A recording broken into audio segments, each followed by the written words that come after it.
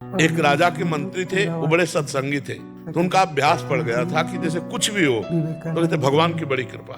तो राजा के साथ शिकार खेलने गए थे, प्रत्यंचा खींची और चुप हो गई तो अंगूठा यहाँ से कट गया। तो उनका मंत्री अंगूठा कट गया तो उनका महाराज भगवान की बड़ी कृपा। बोले मेरा अंगूठा कटा और तू कह रहा भगवान की कृपा, इसको जेल में डाल दो। बोले ये भी भगवान की बड़ी कृपा। और उस समय तो औषधियों का जोर था, अंगूठा कुछ दिन में ठीक हो गया। फिर शिकार खेलने गए तो कुछ सैनिक संग थे, मंत्री तो जेल में थे, तो सैनिक पीछे रह गए, उनका घोड़ा आगे बढ़ गया। तो दूसरी सीमा में एक मनुष्य को ढूंढा जा रहा था नरबलि देने के लिए। तो जो ही राजा को देखा तो दूसरे राजा ने अपने सैनिकों के साथ उनको कवर कर लिया कि इससे बढ़िया क्या होगा। अब राजा को पकड़ लिया गया, बंदी बना के ले गए, स्नान आदि कराया, और जब बलि के लिए ले जाने लगे तो देखा अंगूठा में कटे का चिन्ह। तो उसी की बलि चढ़ाई जाती है जो तनिक भी अंग भंग न हो। तो उन्होंने कहा भाई ये तो बलि देने लायक नहीं, छोड़ो इसको। छोड़ दिया। अब उनको लगा यार मंत्री ने ठीक कहा था, अगर अंगूठा न कटा होता तो गला कट जाता, भगवान की बड़ी कृपा। लेकिन मंत्री जेल में सड़ रहा है, मंत्री पद से हटकर जब उसको जेल में डाला तो उसने कहा बड़ी कृपा। अब गए सीधे मंत्री को बुलाया और कहा भाई हमारा अंगूठा अगर ना कटा होता तो गला कट जाता, पूरी बात बताई,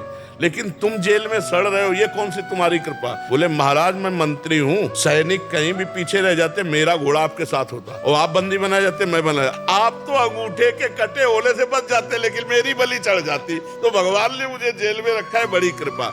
तो अगर हम वास्तविक विश्वास करें तो भगवान जो करते हैं उसमें कृपा ही है।